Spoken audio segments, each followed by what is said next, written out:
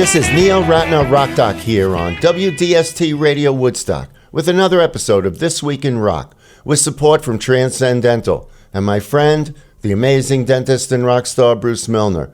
Visit Transcend Dental, his stunning new office at 2 Maverick Road on the corner of Maverick Road and Route 375. Van Morrison turns 80 years old today. As a teenager in the late 1950s, Van began performing for various Irish show bands, playing a variety of instruments, including guitar, harmonica, keyboards, and saxophone. He found international fame with the band Them, and went on to a solo career, which started off with the hit single Brown Eyed Girl. But after a bitter fight with management, Morrison was left almost penniless. Warner Brothers Records bought Van's contract for $20,000 and allowed him only 3 sessions to record Astral Weeks. Released in 1968, the album originally received an indifferent response, but is now viewed as one of rock music's greatest and most important records. After recording Astral Weeks, Van and his wife Janet moved up to Woodstock, where he began writing the material for his next album, Moondance. Moving away from the abstract folk jazz compositions of Astral Weeks, Moondance featured more structured songs and blended jazz with R&B, a style which Van has maintained throughout his career. I'm coming from, I think what it is I'm coming from a place of jazz.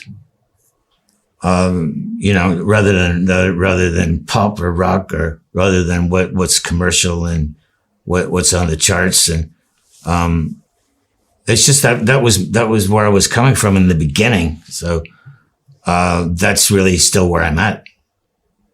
I mean, I feel the same as I did when I was, listening to Louis Armstrong and Lead Belly and the Jelly Roll Morton and these people and, the blues, and then you had the skiffle thing, which was a byproduct of that, which was a British thing with Ken Collier, Chris Barber, Lonnie Donegan, and these people. So basically, it's a jazz approach rather than I'm trying to be popular for this length of time, or for sure. The system's going to manipulate me for this period or something, but they think that's the best frame for it. You know what I mean? So I think it's a combination of all that.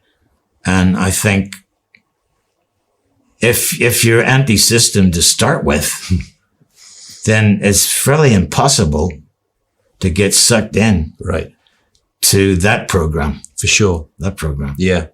Morrison has been honored with a knighthood, 6 Grammys, and entry into both the Rock and Roll Hall of Fame and the Songwriters Hall of Fame. And Van is widely considered by many rock historians to be one of the most unusual and influential vocalists in the history of rock and roll.